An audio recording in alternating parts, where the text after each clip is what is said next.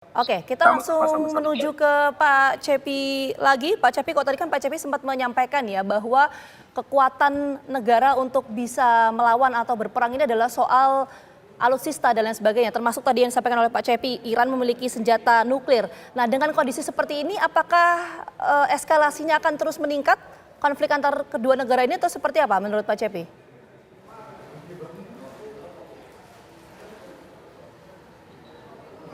Pak Cepi. Boleh di-unmute terlebih dahulu, Pak Cepi? Sorry. Ya, jadi kalau ditanya seperti itu, maka ini sulit untuk bisa diprediksi ya.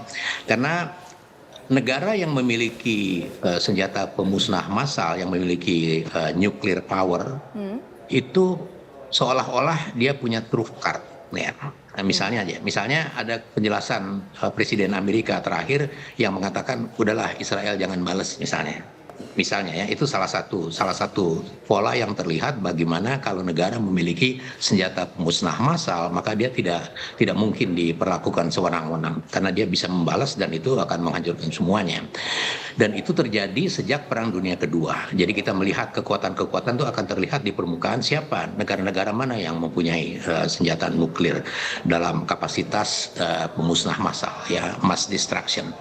Nah, kembali ke Iran dan dengan Israel ini, ya, sekali lagi serangan drone dari Iran itu pasti itu dengan kalkulasi yang perencanaan yang matang. Itu tidak mungkin dilakukan iseng-iseng atau coba-coba, tidak mungkin. Jadi dia sudah membuat suatu perencanaan yang matang dan kalkulasi yang juga matang.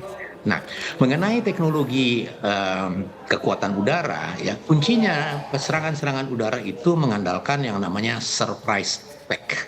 Ya, surprise attack itu selalu. Ya, misalnya dari waktu Pearl Harbor, waktu 9/11, waktu Hiroshima Nagasaki, semua tuh andalannya surprise.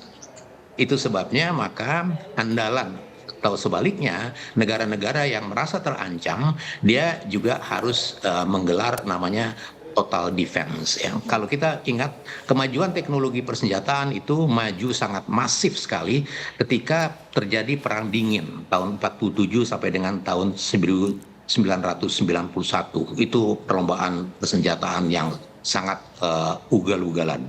Dan itulah kemudian yang membuat peta dunia itu sangat jelas terlihat siapa yang punya senjata ya musnah massal, siapa yang tidak punya. Dan itu yang terjadi.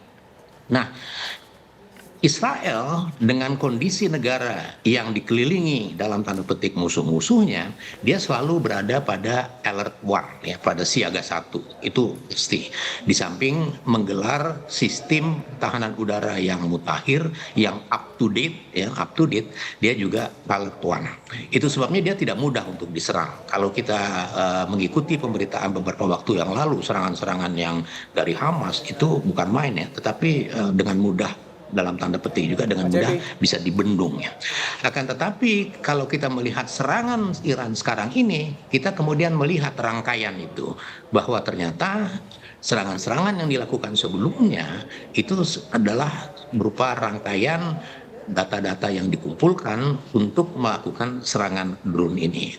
Sekali lagi saya cuma melihat dari perspektif teknologi persenjataan digunakan dan kesiapsiagaan sebuah negara menghadapi surprise attack ya.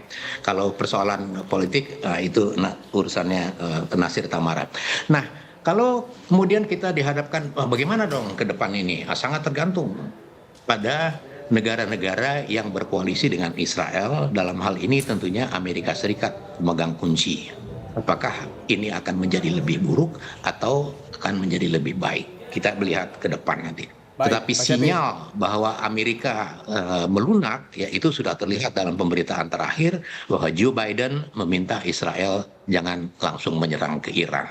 Artinya mereka ingin mencari jalan lain untuk penyelesaian konflik ini. Baik.